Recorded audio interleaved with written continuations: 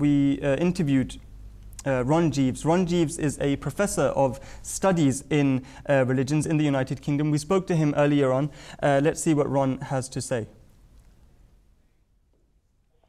Historians or other scholars coming out of particular disciplines may not always understand how religion works. It has its own mechanisms and its own, and it presents itself in society in ways which are not necessarily the way in which history seeks to understand. And that has always been a problem, I may add, with the historical understanding of Islam. It's not the first time that historians, in a sense, have failed to represent Islam as a religion. I mean, this is also true of very great scholars like Montgomery Watt, who presented Islam through the prism of historical evidence in a kind of a social or economic context, but didn't really understand the workings of Islam as a faith.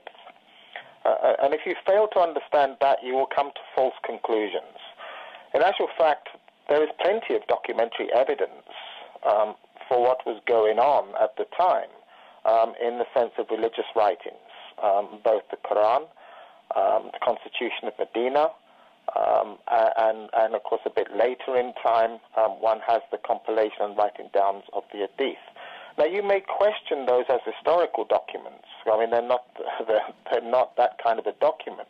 But if you know how to read them properly, in other words, through the discipline of the study of religion, one can come to some kind of conclusions as to what was taking place at the time, which certainly indicates, quite clearly that a new religious phenomenon came out of Arabia and carried with the